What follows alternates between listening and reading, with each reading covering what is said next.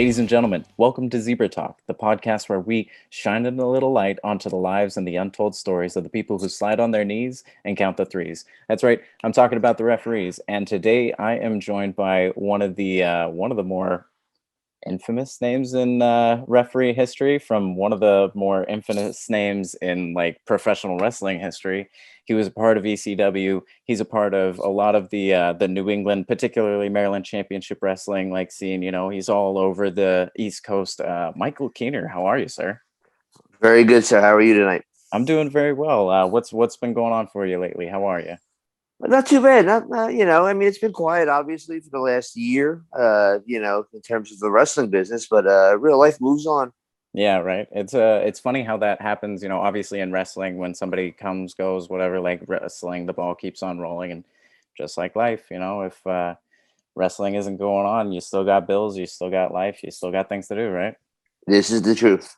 Absolutely. Let's dive straight into it, you know, like tell me a little bit about your early life, how you first got involved in professional wrestling, like what's your story? God. I guess it's almost 1993, so that's what, almost 30 years now, somewhere around there. That's been a minute. Yeah. Bunch of friends. I mean, I was always a fan growing up. We'll go to shows at the Philadelphia Spectrum, the Philadelphia Civic Center, NWA, WWF. Mhm. We could still say that because it was the WWF at the time. Not getting Always would sued go to for it shows yet. there. Yeah, always would go to shows there, and just I always loved it. Always a fan, just infatuated with it.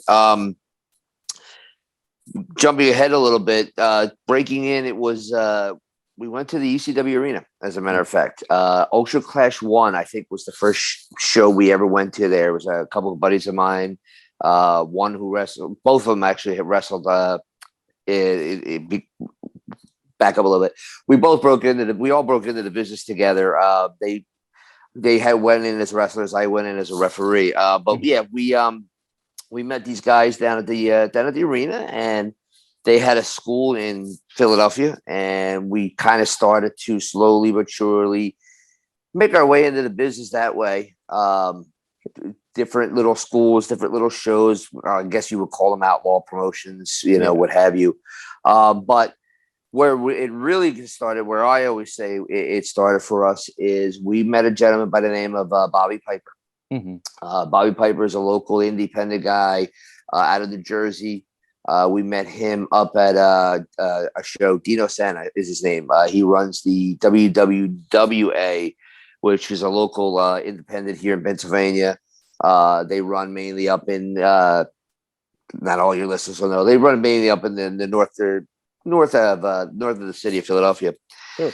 So we met him, and it told us, "Hey, listen, if you guys really want to do this, we all work out at Iron Mike Sharp School in Mhm. Bricktown, New Jersey." And so that's where they started as wrestlers. And when they went, they said, "Listen, hey, they need a ref." And I'm like, "Cool." I So I can do went with that. them. Why not? Yeah, Yeah. exactly. Exactly. I never saw myself becoming a wrestler. Sure. It just wasn't, you know, a lot of guys will say this who have been managers and refs. It's like, I just never could see myself getting the crap kicked out of me on a nightly basis. It just, Yeah. yeah, it Yeah. just didn't seem like it. I like, So, even for me, like I definitely thought about it, but yeah, the idea right. of like letting somebody just toss you around or throw you off a ladder or something like that, it's like, I'm okay. Exactly. And yeah, as it got more violent over the years, it's like, yeah, I'm kind of glad I made that Right. decision. When it, Uh, let's paint the picture a little bit. Who are the okay, other people that are with you on this journey? okay. So my buddy's Mike Grandizio is his name. He wrestled locally in this area under the name Maverick, and we grew up together. We would do the equivalent of backyard Sure. wrestling and just goofing off, watching So you're everything. like We a were involved in lifelong it. fan. You've been watching your Exactly. whole life. Okay. Absolutely. And another guy, Brian Doherty was his name. He wrestled. He was given the gimmick because everybody saw him, and when they looked at him, that's what they saw. And not only that, but that's the lifestyle he lived. He lived Sure. at the time. Was They gave him the Norm the Barfly gimmick. So he Okay. would literally come out. He'd Yeah. literally come out to the cheer Norm. scene. Yeah. Exactly. We That's found this awesome. big. We found this big flag with a beer mug on it. He'd come out in the white dress shirt with the tie, Okay. and he'd always be managed by Vera. But obviously you never saw Vera, Sure. the whole 9 yards. So yes, and Maverick did like a cowboy gimmick, obviously. So, and it was a lot of fun. I mean, like I said, we broke in together, we traveled together. Mike Sharp's for us was a good 2 hour ride, and we would go like every Wednesday, and Yeah. he would do shows like every other Saturday. So we were just driving there constantly. And my referee training, I don't know if yours did, but I know back then for me, it was here, put this on. Yeah. Yeah. And it That's was like, okay. And I just did what came naturally. I watched Tommy Young, I watched Joey Morella, and I it. just Yeah. did what they did, Yeah. and then they would just teach you how to bump, how to fall, to take care of yourself. So when those times did come to get the crap kicked out of you, you didn't get hurt. But yeah, most of it was just on the fly training, and learning that way.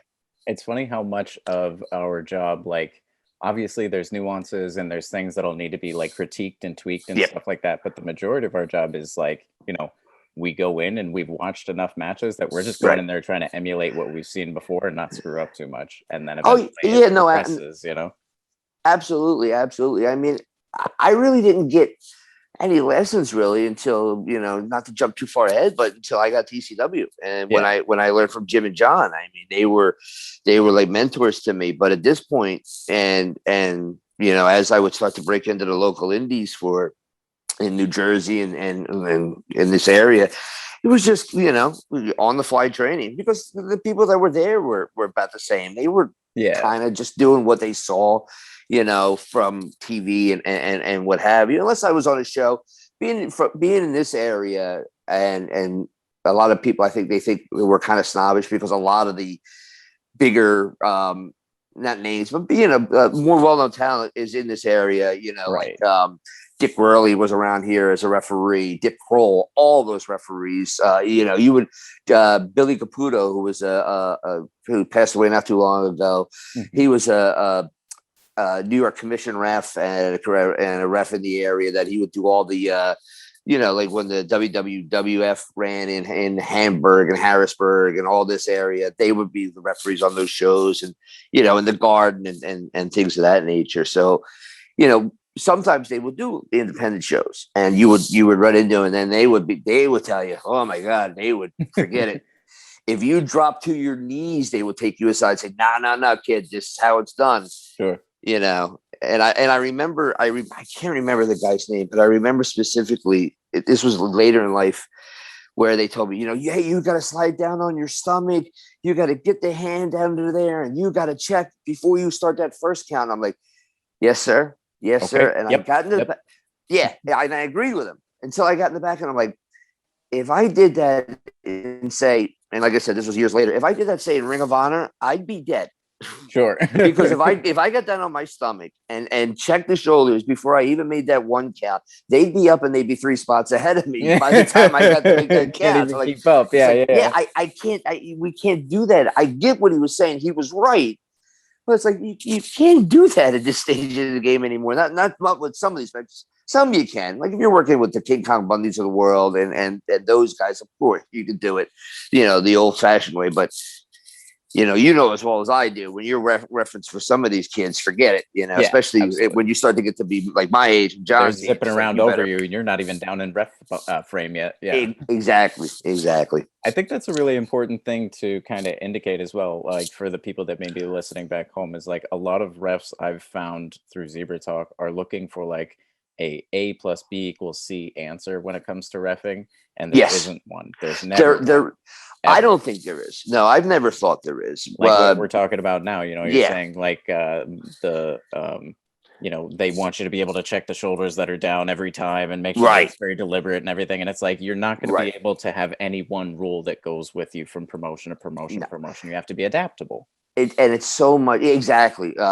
Gabe, when he would run, when he started with like Evolve and things of that nature, he would change. He'd have completely different rules. He'd want us all in black, so we look like the UFC referees, and he'd want us kind of, to do. There were just different rules. Like he would always have the 20 count, where some would have the 10, and some would have just like in ECW, we're just stand in the corner and it kind of thing. They'll be back eventually.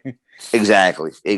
Yeah, no, there's no specific training, and some of the times where I've been on Zebra Talk and I've seen it, and it's like some of the referees that are on there, not to critique or bury anybody, but they would have that mindset of you have to be trained a certain way and you have to work a certain way, and it's like I think it just depends on the company you're in. You have to be adaptable to it. You can't ref one way for some guys and another way for another. It just doesn't work.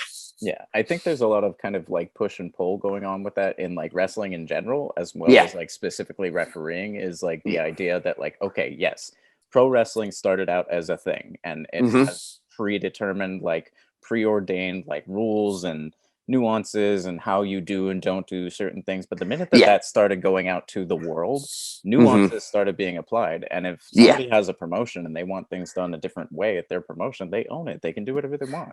They could do whatever they want. Absolutely. No, absolutely.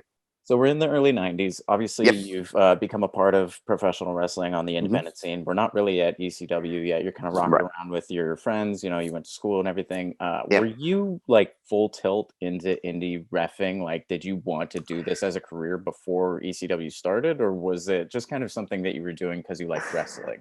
No, I was balls to the wall. It was all I wanted. Once I got involved, I tried everything to get involved with it. I was lucky enough where the school at my Sharp school, a lot of the guys that came out of there went on to some of the bigger independents in Jersey. One of them was for Dennis Carluzzo.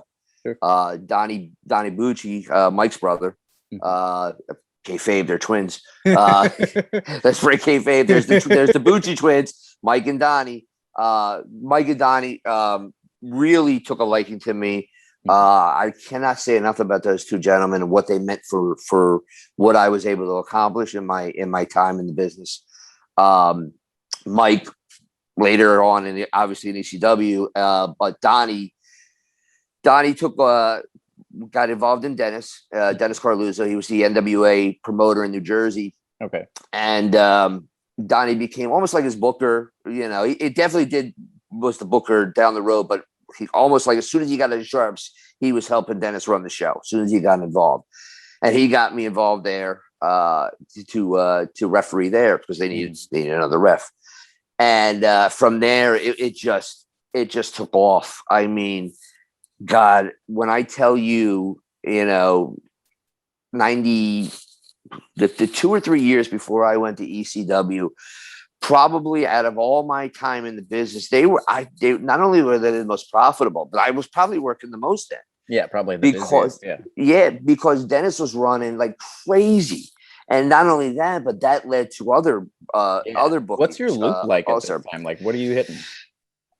Put it every exit everywhere. On the New Jersey Turnpike. Sure. Just mainly Jersey, but not only when I say mainly Jersey, which is funny because the state that you can drive from one end of it to the other in 2 hours. Yeah, I was working every weekend, Friday, Saturday, Sunday. There was times where I would do Fridays, I would do double shots on Saturday or double shots on Sunday. Because not only would, like I said, would Dennis have his deal, but then Tommy Fierro was another promoter in New Jersey, just opened up a collectible store for wrestling in New Jersey. He would run shows, and because he was almost like a protege of Dennis. And not only would he run shows, but there was another gentleman by the name of Mike Illians. AJ Sparks was his name. He would run shows up in like northern Jersey, and he kind of linked up with Kevin Knight's IWF. You might know that because that's where Matt Bennett trained at. Sure, he came out of Kevin Knight's school, and they would kind of had a partnership, and they would run shows. In fact, one of the best shows I ever did was a title tournament for their AWC, where it had Reckless Youth, Steve Corino, Adam Flash, Don Montoya, Billy Kidman, Ace Darling, Crowbar, and I'm forgetting. If I don't think I said Adam Flash. Did I say Adam Flash? You said Adam. But there was like, I mean, already you're at like a crazy illustrious, like super infamous, like game changing like tournament. It was like a Super 8 of Northern Jersey at the time because the Super 8 was mainly in Delaware for Jim Kehner. and I refed it myself. I Ironmanned it, but it was amazing. And the funny story about that too is that back then, now you can get a belt anywhere you want, but back then nobody had title belts. They all had, whatever you can put together in a, without a scrap metal or whatever. Yeah. I went to J-Mar and I bought one. Okay. I got a real nice belt made. It was kind of patterned after Jerry Lawler's unified belt, if people are familiar with that. And they used that. Not only did they use that title that night, but I found that since promotions didn't have belts, maybe I can come. Hey, listen, nice. Hey, if you need a ref, not only do you need a ref, but look what I bring with me. And pretty nice. Your audience will like it. That got me. They won't know any better anyway. Exactly. Well, and plus it was generic. It just said heavyweight champion. Sure. So literally you could use it for anything you wanted. Yeah, I mean, you could do photos, you could do video, you could do literally anything. Yeah, that's exactly. And I kid you not, that belt was like Steve Corino must have held that belt like 9 million times as like 9 million different companies championship. I mean, it was amazing how many different titles that belt was. But I mean, who's got the belt now? Do we know? Do you still have it? I had it up until about a year or two ago. I sold it to a friend of mine, Breaker Morant, and I got a new one made because now you can get them. I mean, I paid like $2,000 for the belt 25 years ago. I got the same belt made that looks exactly the same for like $250. I mean, it's that. I mean, it's not identical, but I mean, it's for my purposes. It's almost the same thing. Yeah, absolutely. So.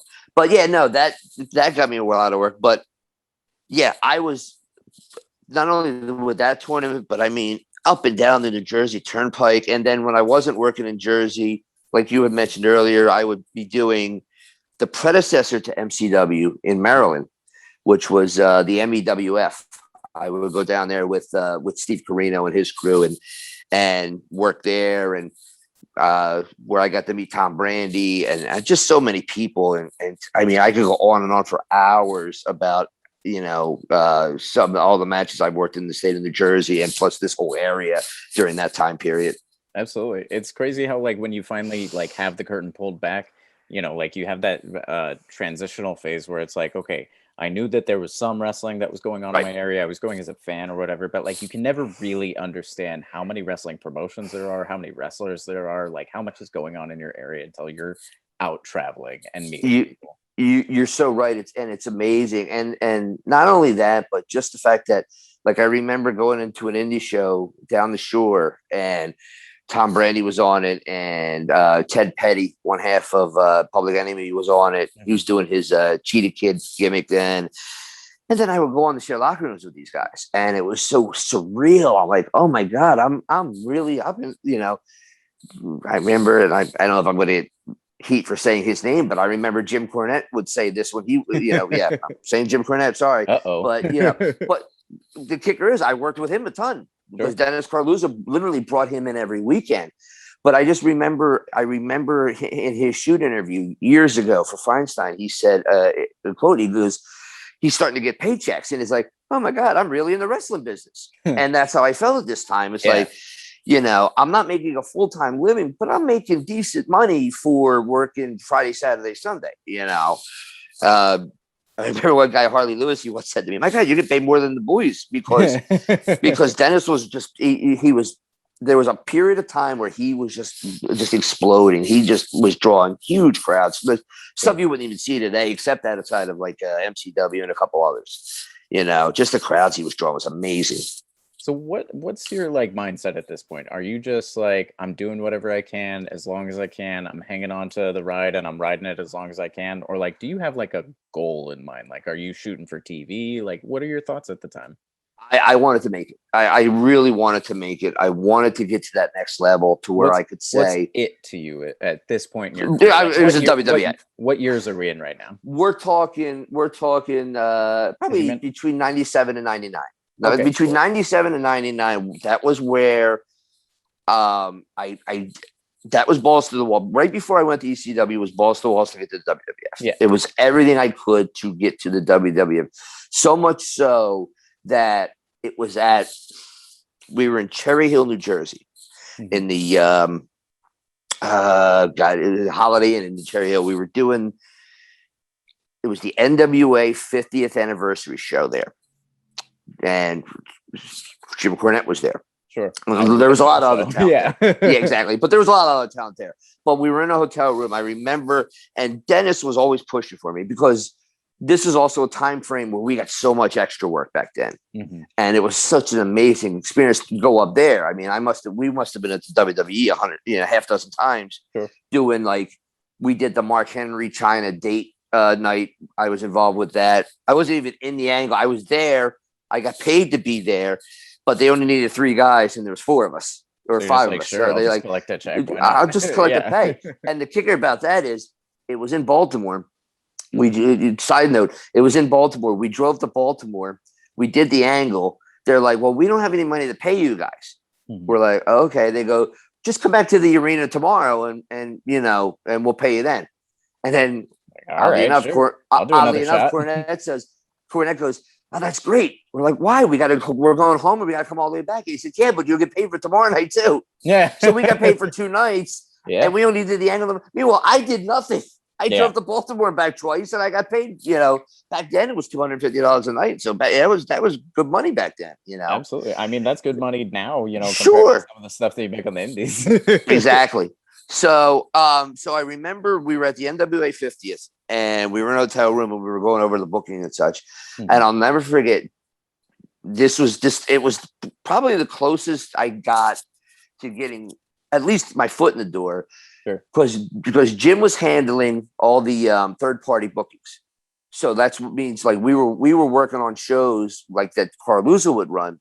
Val Venus would be on it. Al Snow would be on it. Draws, the Headbangers, all the guys that they didn't have booked on house shows, but they can go. They'd send them out and doing exactly stuff you couldn't do today. They would never. But Cornette was like, "Hey, let me get these guys paydays. I'll send them to Dennis." Yeah, and it was great. We were literally working on shows on the posters that would say NWA/WWF presents. It was great. So Dennis turns to Jim that night and he goes, "Jim, what do we got to do to get Kehner a job?" And my heart dropped. This is good, but this could also be really bad. Exactly. I'm either going to be like, yay, or I'm going to get buried. What's going to happen? And Jim said it best. And I've always respected him for this, and I appreciate him for this. Turns to me, he says, "Kehner, you're a hell of a ref.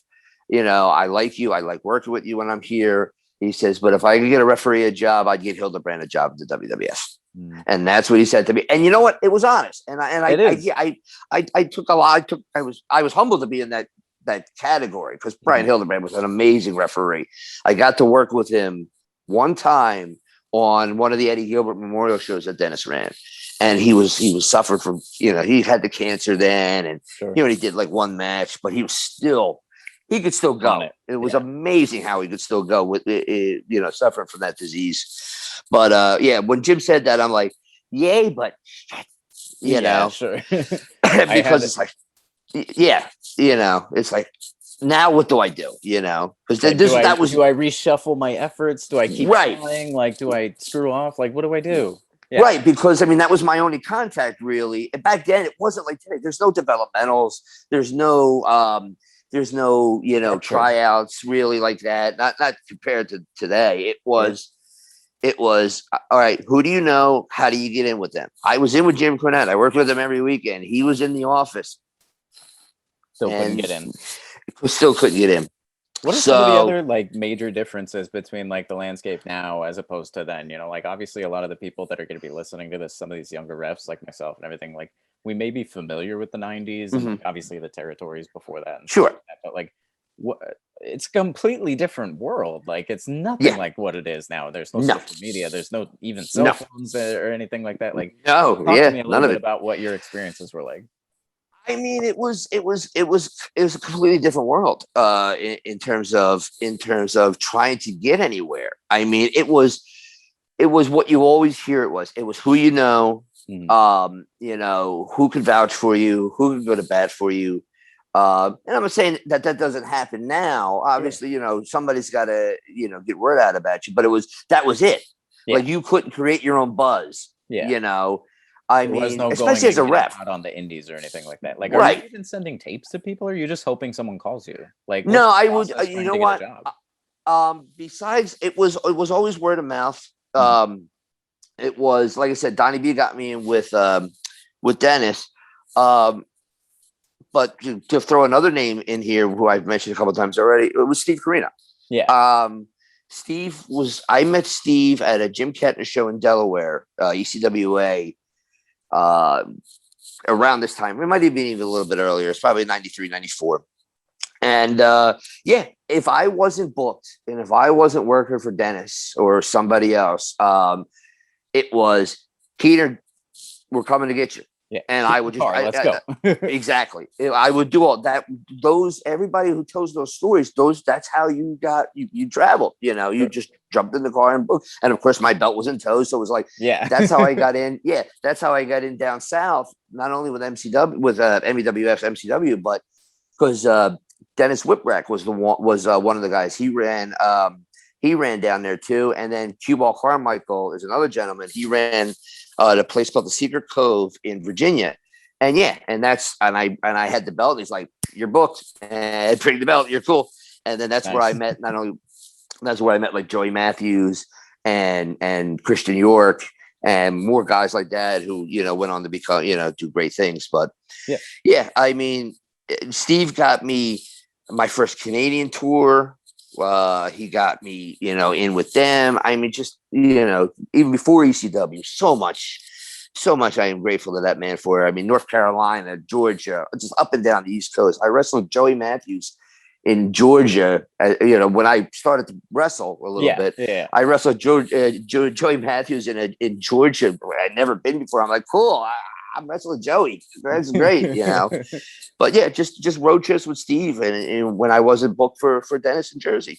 It's wild the amount of potential you have. Like, there's so many refs, myself included. I'm totally guilty of this, but we're like so focused, so linearly, and obviously like impatient of like, I gotta get the TV job, I gotta get a contract, I gotta get a contract. That like you almost lose sight of how much potential like experience there is out there on the road and in the indies. Like, it's not like a lesser thing, but like without getting the contract, you can have a whole illustrious, amazing world traveled career just doing your thing on the indies. No, absolutely, you can. I mean, I worked with every name in the book at one point. All the heroes of my youth, Snuka, Bundy. I could go on and on. And just in Jersey, They're because they all lived gonna around do that here. tour when they leave, brother. Exactly. Yeah. No, exactly. And then, like I said, when Cornette was sending all the indie guys down, all the WWF guys down, I worked with all them. Like I said, I was doing main events with like I said, with Al Snow and Val Venus up and down the Jersey Turnpike. I'm like, I may not be in their ring and on their camera or whatever, but I got their guys in here. I'm working with them, and I'm taking the snowplow every night after the finish. So obviously, we got to get to ECW eventually, but before we get there, like, did you have any TV training before you started going on and doing that? Like, are you doing earpiece anywhere? Did they even do earpiece? There was no earpieces. Okay. I don't have the experience to be able to tell you when they came into play, but they never. I couldn't tell you when they started using the earpieces. They didn't have earpieces back then, and nobody used them. I mean, they were never even heard of, especially now in the indies. I mean, to jump ahead, we didn't use them in ECW. I mean, we, that's why, like, there have been people who've critiqued and said, that, things about the ECW and the TV product, and it's like, oh, that's different. That's different. It's like, no, it was live TV. It was live pay-per-view. I mean, but we didn't have them. It was the old pencil in the mouth to go home, or it was pull on the thing, or somebody's giving you some kind of a time cue. That we did it the old-fashioned way. Which is such a earpieces. Lost art, for real. It is. Yeah. Oh God, I have given signals to people, and they have looked at me like I have three heads. I'll give the, like I'll pull my hands apart, and they're like, "What's that mean?" Or I'll be like, something. And they don't know they don't know some of the old time. Go ahead, Are we okay pulling the curtain back a little bit and letting the audience know what the hand apart is? Like, I think so. I mean, all the hand apart is just like, we need stretch for time. It's the same thing as throwing up the X. For everybody knows what the X is. They know that's when somebody gets hurt. I did that not too long ago. I had a match where Tara Calloway, local female wrestler, blew her knee out in the middle of the match, and I had to throw the X. It's over. She can't move. I had to throw the X up because she was hurt. And I'm glad that there were enough people that knew what the heck that meant, because even that, some people, they just don't know. I mean, it's kind of getting factored into like storylines and stuff. It is that there's so many people that know about it casually that like, they're acknowledging it in television, which like I kind of like art reflecting life and life reflecting art and all that jazz. But then at the same time, like when that does actually happen, then how do you convey how serious that is? Right. When it's like, oh, this is an actual injury. I mean, dude, she's really hurt or he's really hurt. Yeah. But as for TV training, there wasn't any. I mean, it was, God, I honestly can't remember indies. I'll phrase it like this. I honestly can't remember indies pre-ECW that had the quote unquote work the hard camp. Yeah. After ECW, it started to get that way. Even at the time, like in most like TV wrestling, like in the mid 90s, early 90s, like 80s, obviously, like you don't even really see the horseshoe very much. Nope. Like you'll see people running circles around the ring, the referees specifically. And like, oh, sure. I'm like, it's fine. It's they would get crucified today. If they go back and watch some of the old referees, they'd be like, he's in the middle of hard camp, and I'm talking referees like Joey Morel and the Hebners. They would look at them and be like, what the hell are they doing? Even Tommy Young. WCW, like I see him all the time. He goes right across the front, and it's like, it's just the time, it's not something that we can really apply our standards to now, right? Much more structured. Go ahead, please. Because to me the referees were more a part of the show than it's today, at least from my point of view, where they want you out of sight, out of mind. Come in to make the count, get out of the way. Come in to make, which I get, it's a TV product and that's who they want, but by the same token, without us, and I've always said this, without us, it's like it's just two guys in there, they're performing, they're doing their thing, but it's like you have to have us to make that athletic competition, to give that illusion of it being an athletic contest. Without us, it's like, okay, have fun. Yeah, I mean, what are you going to do in a boxing match if you don't have a referee? When the guys push each other out, everybody's just going to be like, okay, well, I guess it's over now. Right. Yeah, I mean, you can only do so many of the Pat Patterson, Sergeant Slaughter, no referee matches to where, okay, fine, it's a fight, we get it, there's a build up and whatever, but beyond that, you kind of have to have a ref. Yeah. Let's get you in there. Let's talk about how you found your way into Extreme Championship Wrestling. What was the build up to the day of? Let's see. Steve Carino. He's just starting to break into it. And you're actually not the first referee on here to talk about how much Steve Carino has affected their career either. Oh, really? Yeah. He's had quite an effect on a lot of people's lives, and especially now that he's at the PC and everything. But there's a referee named Sean Pittman from North Carolina. I was just trading messages with him earlier about he was training his guys down there. He was trying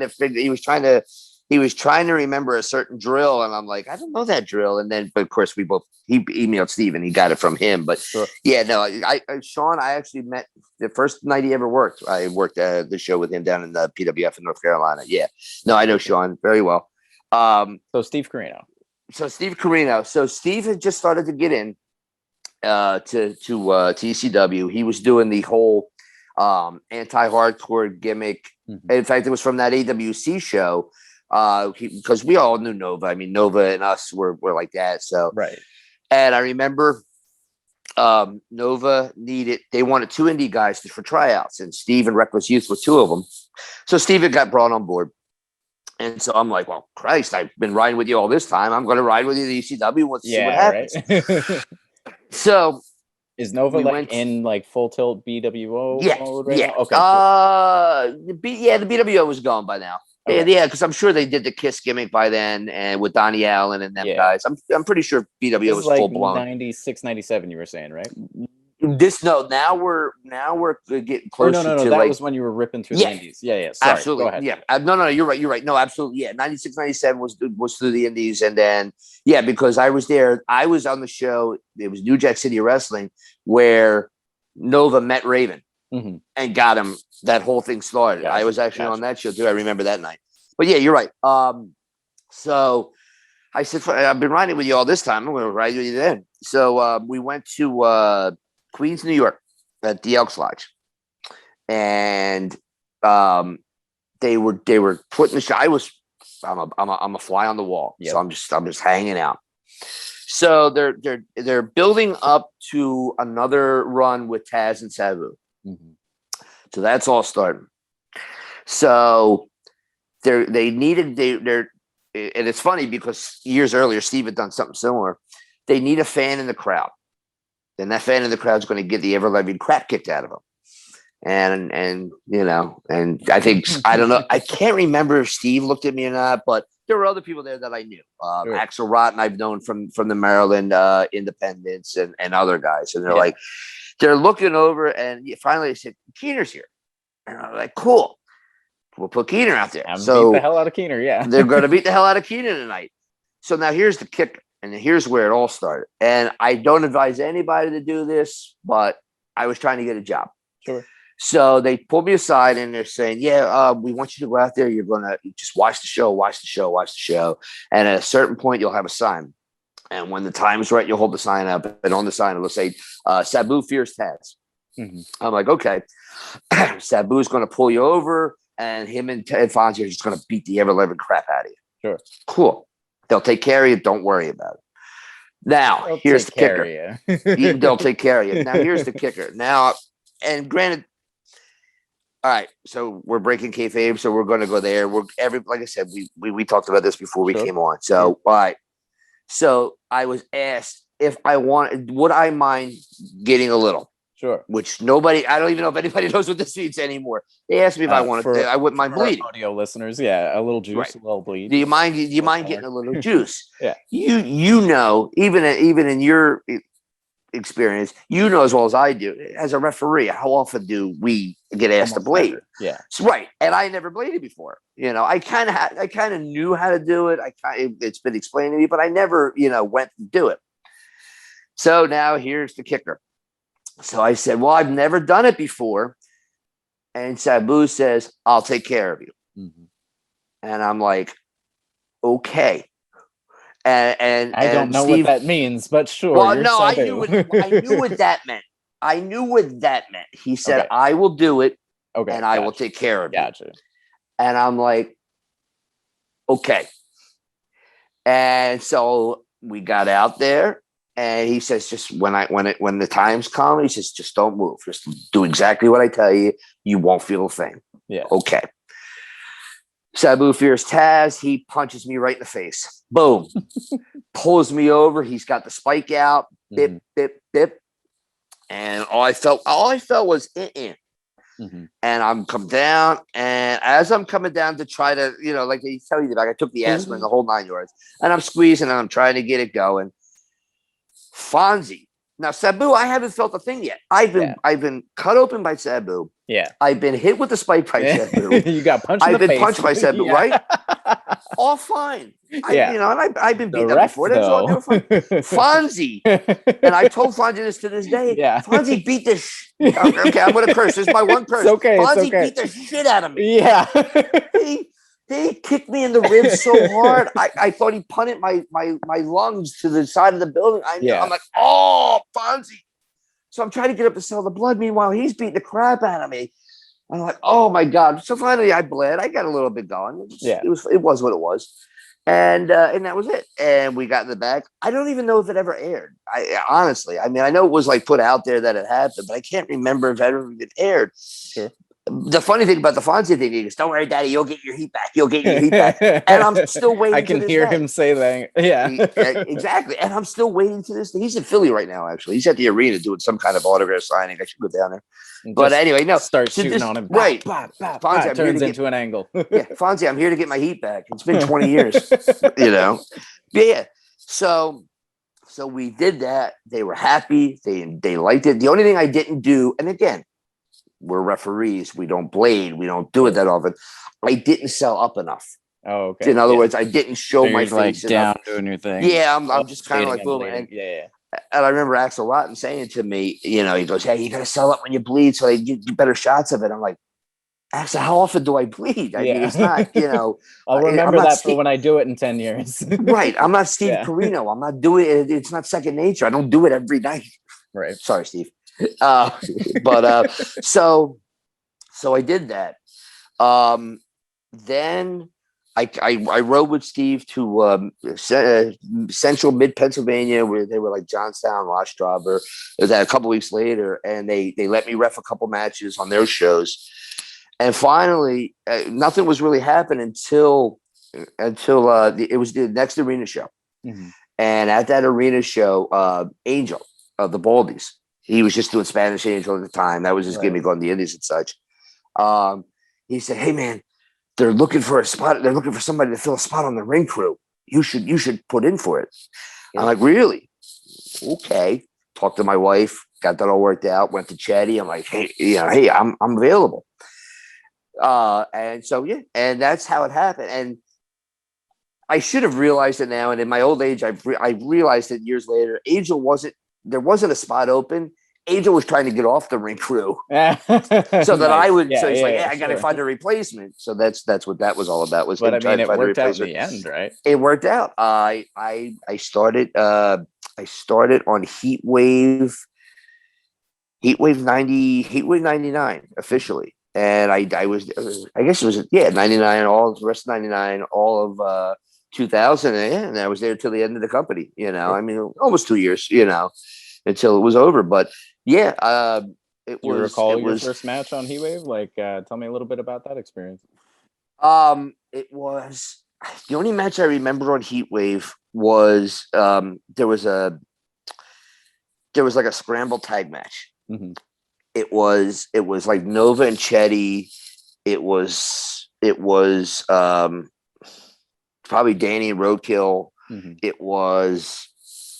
Yeah, imagine things are probably a little bit harder to remember back then. Yeah, so much going on. So many people coming in and out. There was. It was like that. It was like I can't remember if it was Simon and Swinger. It was in that, but it was like a multi-unit tag match, and I want to say it was Nova.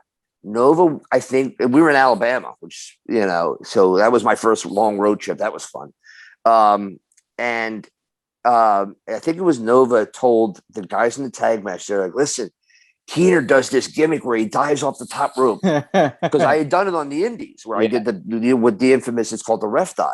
Sure. And so they're like, "Oh, that's great. We'll all do dives. Kehner, you go up to the top. We're on pay-per-view. You'll get the big pop." Yeah, absolutely. Right. I'm like, all right. So they all did a dive. I looked. I went to the top rope and I dove on everybody. The kicker is again. This goes back to what you were saying earlier about being trained for TV and doing TV. It's like the camera guys didn't know. I felt bad that we didn't smarten Ron and Charlie up. So they're not following you. They're not going to follow the ref. It's the ref. They're following the brawl on the outside. All you saw was my body land on everybody. You had no idea where I came from. All you see is if you ever go back and watch that pay-per-view, all you see is me land. A fan jumped into the a fan in a striped shirt, exactly. Yeah, never see where I'm coming from. So yeah, but that was fun. That was the first one that I remember doing there. The first match I ever did at the arena was that was the one I remember. Not the first match, but the first match I did at the arena was probably the one I kind of remember because it was Spike and PN News. Okay. And the only reason I did that match is because I was doing another one later, and they didn't want me to be, because it was my debut at the arena, and they didn't want me to be fodder. Okay. Like, oh yeah, we brought this referee to get killed. Go figure. Right. Because so I did that match, and then later I did it was Lance and Rob. It was Lance Storm and Rob Van Dam. And I'm like, why are Jim and John giving me Lance Storm and Rob Van Dam? Sure enough, PJ comes out with a cane and whacks me in the head. Yeah. That's why. okay. Yeah. We just got hit with the head with the cane. Yeah. And that's always been my kind of my your wheelhouse. Yeah, it was always my kind of thing where anytime I'm working with Jim and John, it's like, yeah, I know he's taking the bumps tonight. Yeah, right. I know he's taking the bumps tonight. It's kind of funny when you get to a point where you know the referee community enough and you know what like the hierarchy is at certain companies and stuff like that you can actually kind of tell what the outcome of some of the matches are going to be just based off of who the referee of the match is. Oh yeah. Oh, absolutely. Like, a big powerhouse champion or something like that, and he's got the young boy referee in there with him. This is a squash. Yeah. This Yeah. is totally a squash match. There's no Yeah. chance that there's a title change going on right now. Exactly. Yeah. Exactly. What other kind of like fond memories do you have while you're there? You're there for 2 years, but like that's like the biggest 2 years of like ECW history, almost. And I'm glad you said that, because a lot of people they critique it that we didn't have the talent and we were going out of business, and we were, obviously, because we did. But I tell you, I mean, I didn't personally. My personal experience, I didn't find ECW until the late '90s, right? Until late '99. Okay. Specifically, I was only like 10 years old, but like I Right. thought it was amazing. It was one of the coolest things I'd ever seen. Like I was hungry for it. Like it was hot. It was very hot, and from, I mean, backstage it wasn't. I mean, I could tell you, we could be here for days about that. But keeping with the wrestling, I mean, we were drawing crowds. I mean, we had thousands of people in Canada, for God's sake. We had, we were always packing Queens. We always packed the arena. Everywhere we went, we were drawing these, Buffalo. I could go on. I was just everywhere. It was great. I mean, the pay-per-views we had big crowds. It was amazing. And the matches, I mean, anytime you would have like Jerry Lynn working, anybody were just awesome. Jerry matches, Lynn could work a room and it would be amazing. Exactly. And that's just a true story. Jerry Lynn was probably, anytime I got the ref for him, was amazing. And it sucks because the future was so bright in terms of what we had on deck. You had CW Anderson in his prime. Yeah. Ready to launch. That he was going to get a TV title run. Yeah. Everything was getting ready to happen for him. Steve, before all the financial difficulties was there as the new Impact players. It was going to be him and PJ and Justin. So they were getting ready to take off. Dreamer was still hot as ever. I mean, if you just go on and on, and then this has become pretty public knowledge, is that CM Punk was on the radar. He was coming in low key. Homicide, all those guys were probably, all the guys that went on to form Ring of Honor were all on Paul's radar. And that's why they went on to form Ring of Honor, because Gabe, being Paul's, protege. Yeah. But the time, I mean, that 2 years, it was the best of times. It was the worst of times. I mean, it was from a wrestling standpoint, which is what we're focused on. It was awesome. I just books, chapters and books about it. My best memories were the night Steve Corino won the ECW World Title in Chicago, because Steve and I were almost like best friends. I mean, we were. He was the best man at my wedding, which is a funny story in and of itself, because the night before I got married, Tommy Dreamer set it all up. That's the night he worked Dusty for the first time. They started the angle with Dusty the night before I got married, and then he had to leave the loop to come be the best man at my wedding, and then go back to the loop to do that. And he dyed his hair blonde like the week before my wedding, which really ticked my wife off, but that's another story. Raven told him to do that. But the night he won the world title was still the greatest night of my life in terms of the business. It was the double Jeopardy match, where John and I were both going to be refs. That was great in and of itself, because it should have been Jim and John. I mean, it definitely should have been Jim and John, but I think they talked, and they said, listen, let Kehner do this for obvious reasons, because Steve was, my best friend. Yeah. So then Steve finds out he's winning. John takes me aside and said, listen, I know what this means to you. I know this means it. He says, when we do the double count, we had to set that all up to do the finish, where it was Old School Expulsion and That's Incredible. 1, 2. So John and I both slide in. 1. We both hit at the same time. I mean, looking back on it now, it probably looks bad, but I mean, that's what we wanted, and we wanted to get that across. And we worked on our timing. We had to literally, because as a ref, the counts, everybody has a different count. Everybody has a different cadence. Yeah, absolutely. Exactly. So we had to time it just right to hit it, and we did, and it came off great. So we did the 1, 2, 3. And John said, after we do that, he says, you're doing the finish. It's going to be you with Steve and PJ. And for that alone, I am forever loyal to John Finnegan. John Finnegan, I mean, he could tell me to jump and it would be how high. Sure. So, so we did that match, and It was the greatest night. I remember, God, I just told this story. I tell this story every year, and every time I post about it, we didn't have a finish. Okay. When we went into that match, kind of go in there. Let's figure it out. Well, we had the original two finishes, but we didn't have. How's this going to end? Yeah. And we had to do they had to do a turn. We had to turn Dawn Marie heel, and we had and then go into the finish. Well, Steve forgot to turn Dawn Marie heel.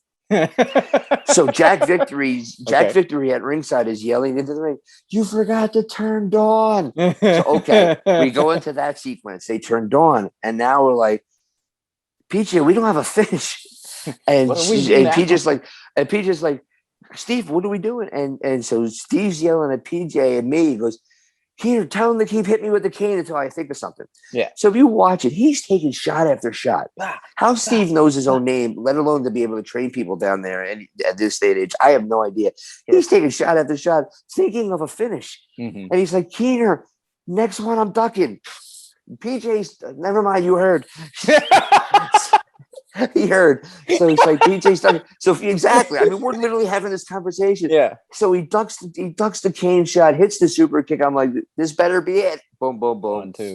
1, 2, 3. Huge. Give him the belt. And I'll never forget, we got to the back. He hugged me and said, "Dude, we did it." And that always means so much. And that's kind of like where I wish it was more today than it was then, because like you said earlier, we didn't have cell phones. There wasn't like the readiness of, hey, get a camera, get a picture. Yeah. We didn't have that. Actual, like memory, an actual I mean, relate back to. Yeah, I mean, it's here, but it's not me, Steve, him hugging me, us holding the belt. Like I remember when Steen and Generico, Sami Zayn, when they won the title and they did the whole thing. It's like, hey, we did it.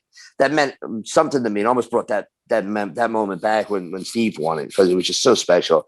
Like I said, for John to give it the opportunity and to be in there when Steve won his first world title, I'll never forget it. I mean, it was the greatest night of my life, and that's the best memory of there. Another one is the night Steve pinned Dusty at the arena, because Dusty, Dusty been killing Steve the whole territory. Finally, here's the blow of it. And Steve's going over.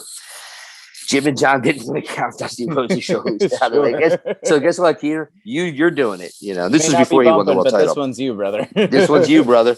Yeah.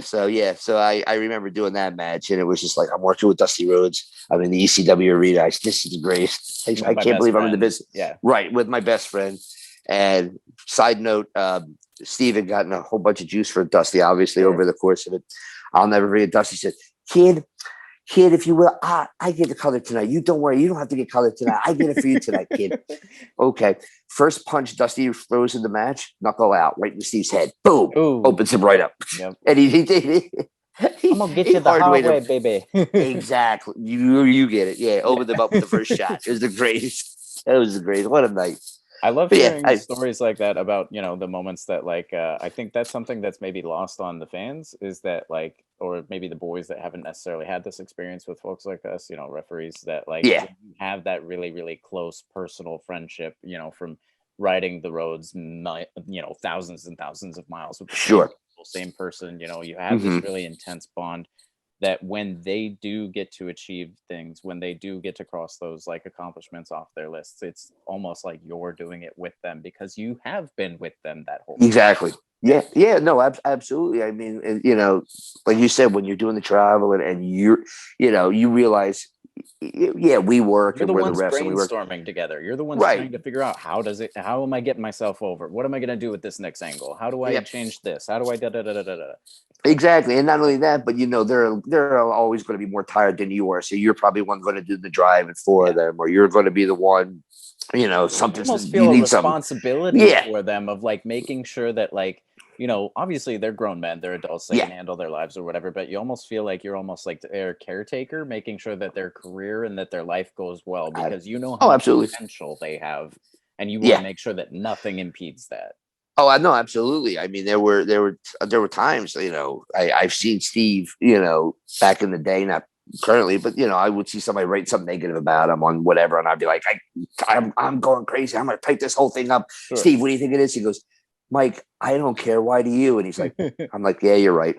You're right. But it's like, I want to defend my best friend. It's like, we've been through hell together. Who are you to attack my friend? And Steve would be like, I don't care. It's not putting money in my pocket. Yeah. Exactly. What do I care? Yeah. He's like, relax, Mike. That's why Steve always said to me, he goes, I don't think you would ever make it here. I'm like, why? In WWE. He goes, why? He says, you care too much.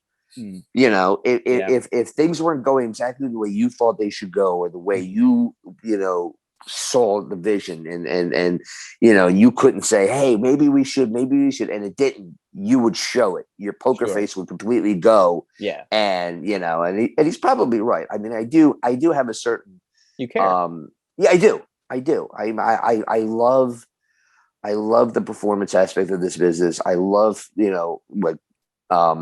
finishes and things of that nature. And so, and that's the one good thing about being a ref. I know you've reached that goal in terms of having that reputation of a guy who knows what he's doing. Thank you. People will give you, will ask you advice. Hey, what do you think of this? Because, we see more, a lot of the wrestlers realize, he goes, well, hell, they know more finishes than we do, because they do a different finish every, 4 or 5 times every night. A night sometimes. Exactly. Yeah.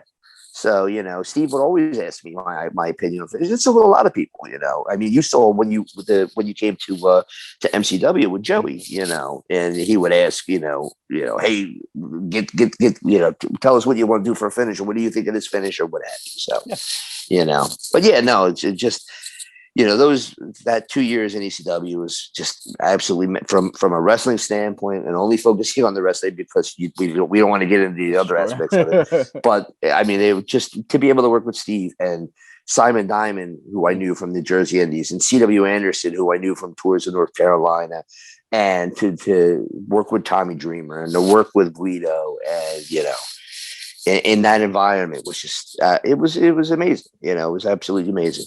Absolutely. I really liked that you made reference to the folks that were kind of, it was implied that they were going to be coming in the near future if everything kind of consisted on as the had been.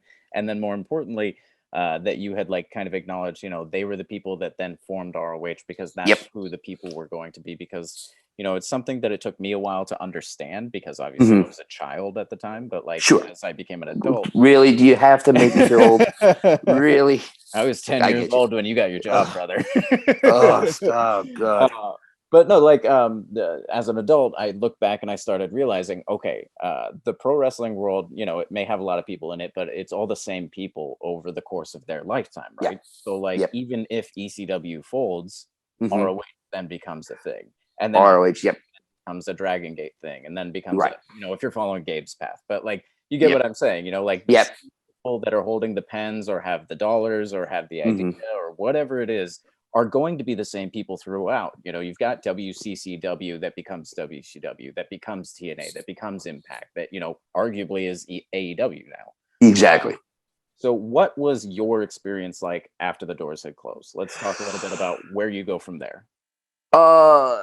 God, we were on the way. I just remember being on the road home from Arkansas, and be like, I don't have not only am I not, in the wrestling business anymore, I don't have a job. I didn't have anything, You really felt like your time in the wrestling business was over. You didn't think okay, I'm going to go dive into something else, this career, or this company closed, I'm off, whatever else. You're I'm done.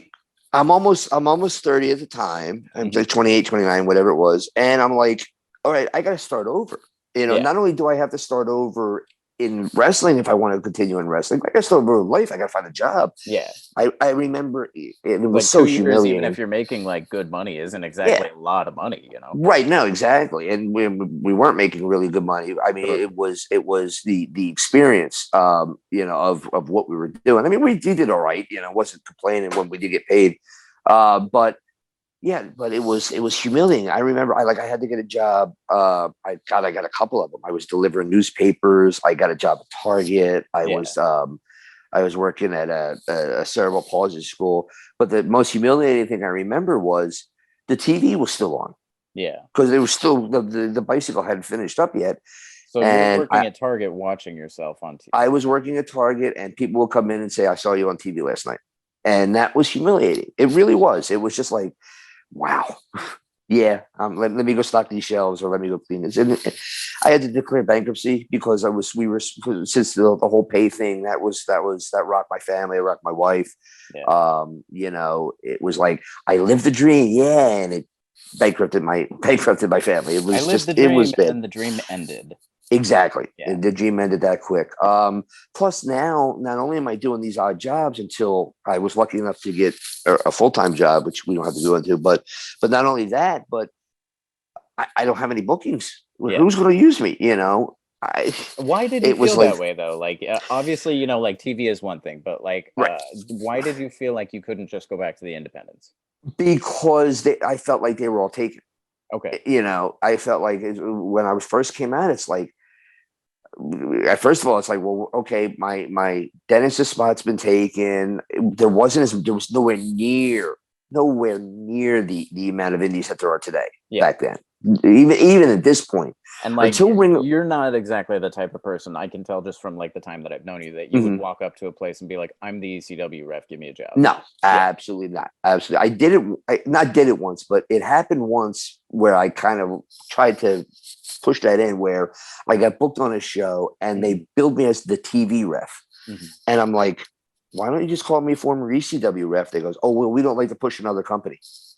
And I was trying to explain to him, well, that's not only that, but I'm like, I'm just a ref. I'm like, which I hate to use that term, but it's like, but sure, ECW, but ECW is what would get the pop. The TV ref is like, what does that mean? Yeah. Right. Why do we care that you were on TV? You're the ref. Yeah. But ECW would have gotten a reaction, but whatever. Yeah. It was. That's the only time I actually tried to say, like, yeah, that doesn't make sense. But okay, whatever. You're paying me. I don't care. So how did you end up getting yourself back into the ring? What's that look like? Steve again. Yeah, Steve. It's crazy the amount of influence that you'll have on. Oh God, we were joined at the hip pretty much. He started running up in Pottstown, Pennsylvania. It was several different incarnations. First of all, what happened was he got involved in a company called IWA, but that guy didn't want to expand outside of the Reading market that he was running in Reading, Pennsylvania. Sure. So Steve decided, you know what, I'm going to do my own thing. Yeah. So he started running. It was a place called the Sunnybrook Ballroom, and then it went on to Academy Hall. It was just in this town called Pottstown, Pennsylvania. And so he ran, and that was kind of like the bridge. As he would run shows there, we would work there every month. That was kind of the bridge that led into Ring of Honor. Sure. And once Ring of Honor started, Gabe immediately, Rob and Gabe, they all called, it was me and John. It was me, John, and HC Loke, which is funny in itself. But yeah, we were the original refs in Ring of Honor. Right. So I did Steve. I would work with Steve the whole time. I did Ring of Honor, and things just finally it just started to happen, and things started to come back together. But before that, it was like I said, there wasn't the opportunities that there are today, even indie wise. And it was just like you felt like, okay, I was here. Not that I ever stepped on anybody, but it's like I was here. It's like, now I got to start all over at the bottom, right? Because and Steve always kind of pointed this out, that ECW was kind of it was a blessing that we got to live our dream, but it was also kind of a curse because there was that reputation, there was that, that extreme. Not to mention also the jealousy of the people that will hold that against you, that you got to be a part of it. Right, exactly. And plus it was, a lot of people didn't think, that we knew what we were doing as refs, because we didn't do anything, from a certain standpoint. Yeah. Exactly. Not realizing, like I said, like I've always said this, and I will say this to the day I retire, is that John Finnegan, I think, is the best referee I've ever worked with in my life. There's nobody better. Not only can he ref, but he can call a match like that. He can put things together. He's just amazing. But yeah, so, Ring of Honor, and then during those first Ring of Honor shows at the Murphy Rec Center, as they were starting to put the things together, I was not only was I reffing, but I was head of the ring crew and working out there. Steve started to do his 0-1 commitments and started to go to Japan. And coincidentally, Steve said, and they had a heel ref that was going over there, Fred Rubenstein. And Fred couldn't make a tour. I've worked with so Fred. Have you worked with Fred? Yeah, Fred's the best. I love Fred as a ref. So Fred calls me over and said, listen, I can't make this tour. Do you have your passport? I said, no, I've never really needed one. He says, well, go get a rush job.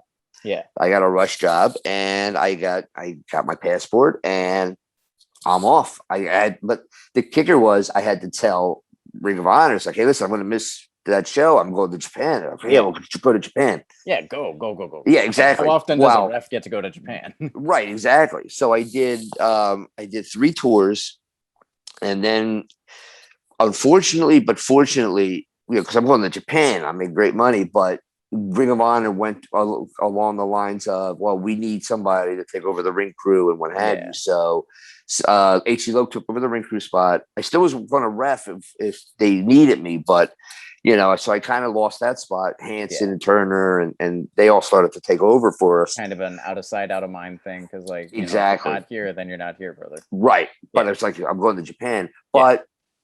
There was talk of a possibly like almost like not a job, but like a steady going over there. Unfortunately, Rick Bassman and Marty Elias, the former WWE, they had an arrangement of going over there.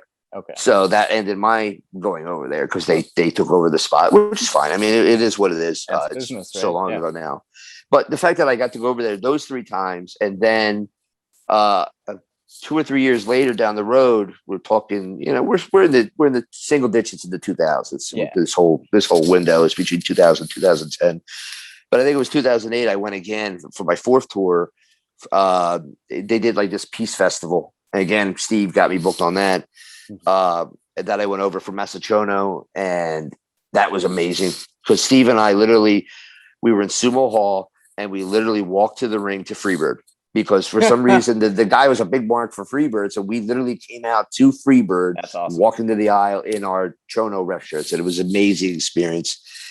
Just to work at Sumo Palace was awesome. Yeah. But so things were just starting to happen. And it was great. And I loved it. And I mean, we could go on and on in that whole time frame of, like you said, anything Gabe did too. Gabe was another one who, started to help. Exactly. He loved me in Ring of Honor. He loved me in ECW. We were always, cordial. We were always friendly. That's something I've really noticed with my, obviously my time with him has been very limited, but like I've noticed repeatedly that like he does have an acknowledgement, a verbal acknowledgement often, and an awareness a lot more so than most promoters that I'm around of the referees that he uses. He does. He absolutely does. Very aware. He is. He does. He realizes that we always say, we've always heard this a million times. A bad referee can make a good match stink, but a good referee can make a good match great because that's how you get them to bite on those false finishes. Yep. If your count is along the lines of the pacing of the match and it's right there, it can make that crowd pop. Energy right there. Exactly. Yeah, absolutely. Yeah. But if you do a slow count for a match that's going at 100 miles an hour, what do you do? It just kills it. Exactly. That's why I always hate that. And this is going to get me heat when I say it. I always hate that your cadence should always be the same. Your cadence should always be the same. Your cadence should always be the same. And my response to that is, you make the same cadence. And granted, coming from a different era, it was always, you make the same cadence that for like a Hogan Bundy that you do for like a Rey Mysterio type match, it won't work. You will get blown out of the building. It was like what we talked about earlier with the old time ref saying, you got to slide down and check, and then before you start that one, flat and everything, right? You can't. It's got to be. To me, it's always been. I've always treated it like the pace of the match is the pace of my count, and I'll even pick up my count if they're doing like a fish out of water spot, or they're going bada bing, bada boom, bada bing, bada boom, bada bing. You can't go 1, 2, 1. You gotta go boom, boom, boom, boom, boom. Oh shit, get out of the way, I've definitely noticed that a lot more with like 90s refs as well. Mhm. Like if you watch like old Earl Hebner, for example, Yeah. like he is flying through his Yeah. counts for the pinfall. Yes. So one, Yes. two, and it's like he's Yeah. almost racing the guy, daring Yeah. him to get out of the pinfall in time. Yeah. Pretty Yeah. wild. And these same guys obviously have never watched the Japanese ref do the Yeah. 1, 2, and the double pump on the 3 because Yeah. that's how they like it over there, and that's what. And I had to learn I that almost too. kind That of was fun. like that to an Yeah. extent because, like, yes, it kind of can kill the finish if, like, you don't do that on other like pinfalls Right. or whatever. But like to have that very deliberate, like 1, 2, like okay, this is it. Mm-hmm. Like Right. I kind of Exactly. like how deliberate that is. It's an I announcement to do. the boys and to the audience. Go ahead. Yeah. No, I was gonna say I do too, and it also kind of saves you from those, those awkward like, Oops. oops, he didn't kick out, or oops, he did kick out, but I hit anyway. Yeah, believe, Yeah. and we could talk another hour about that alone.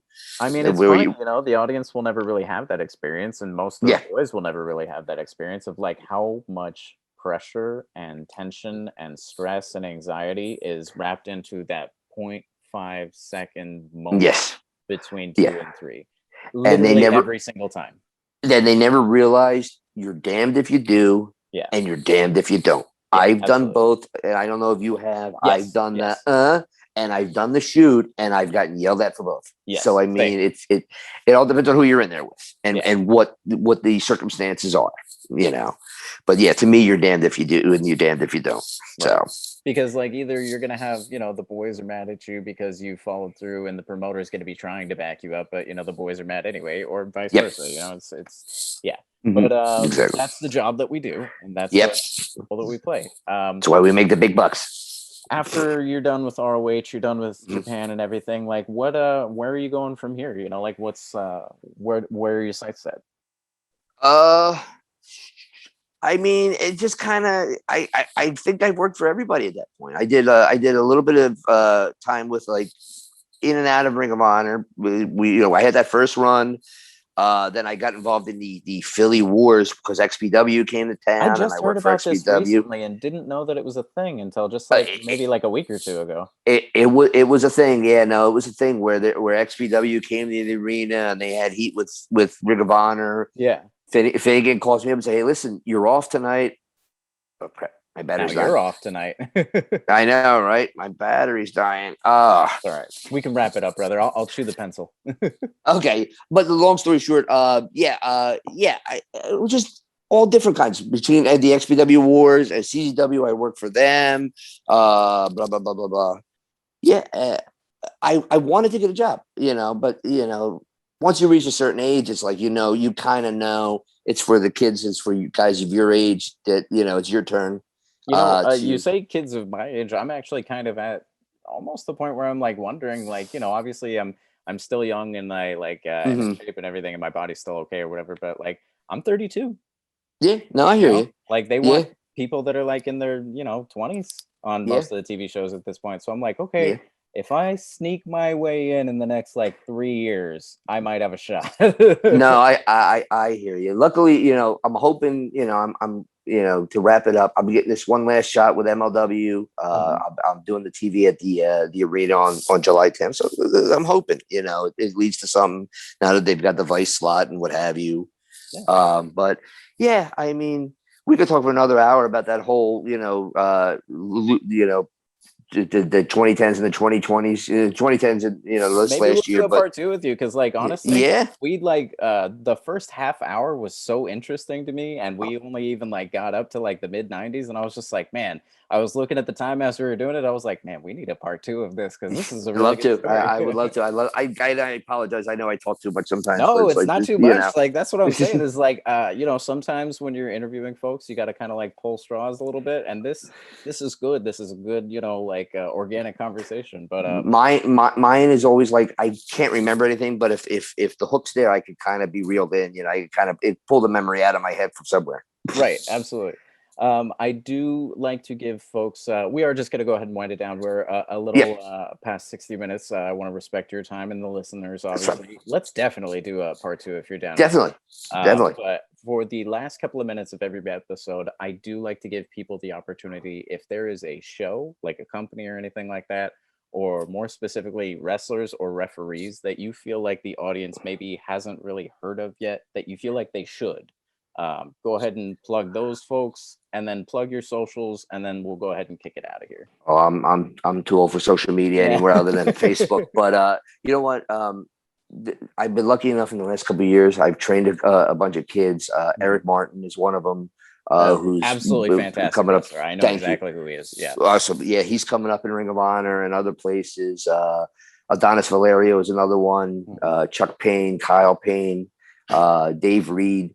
These are kids that I was lucky enough to have trained. And I hope I was able to give them a good foundation so that they can make it in the business at some point. Colby Carino, Steve's son, another one I helped train. God bless him. I hope what a talent. I hope he makes it. As for referees, I mean, I hope I've given some referees a bit of knowledge to carry on with guys like Finnegan. I did. Becky is a very, very, very good example of just how good of a trainer you are. Oh, thank you. Thank you. Absolutely exemplary referee. Becky Phillips. Becky's no, I was going to mention her. Definitely. Becky's awesome. I love Becky. In fact, every time she goes down there, they watch her ref and they're like, "You remind us of Kehner." I'm like, "Oh God, they'll never hire her now." So remind me of Mike. Right, exactly. So Becky's one. I go on and on. Nick Papagiorgio is another. Yourself, I think, are a fantastic ref. We've only had the one time to work together, but your reputation precedes you. You threw me like such a bone. Let me just go ahead and put that out there publicly real quick, because like I've never really known a way to talk about this without sounding like I was patting myself on the back. But like I really just want to like appreciate you and like say thank you so much for like the first night that Kehner ever actually met me in person. He had never seen me ref before. He gave me a NWA World's Heavyweight Championship match. Like, oh my God. Thank you so much. It made sense. It made sense. I had done the match with him and Brandon. I had given Becky the match with him and Brandon. I'm like, you know what? Let's, you would rep with Nick before, so like, it just made sense to me. Absolutely. It just made sense. It made sense to me too when I saw it on the card and everything. But still, like, that's a huge honor. That's something that not a lot of people will ever actually get to do. So thank you very much for that. Very welcome. Very welcome. Folks, thank you so much for being here today. This is kind of a longer episode, but it was a very, very good episode. So I hope you guys stuck through it with us. Hopefully you come back for part 2 whenever we get a chance to do that. Thank you so much for enjoying the show. Thank you very much to Mr. Kehner over here for joining us. Thank you, sir.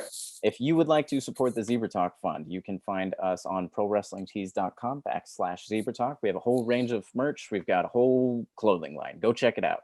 If you'd like to find us on social media, you can find us on Instagram, Twitter, YouTube, Stitcher, Spotify, iTunes, all of it. It's all Zebra Talk 123. If you're not in the actual Zebra Talk group and you're a referee, please find me or any other referee that you can find. We'll get you in there. It's on Facebook. I'm on Instagram and Twitter at Odie1Canody and on Facebook at Robert Odie Brown. And Keener's done with my plugs. He's out of here. He's gone. No, I'm still here. I got 5% left. Nice. All right. Well, thank you again for being here. And thank you folks for listening.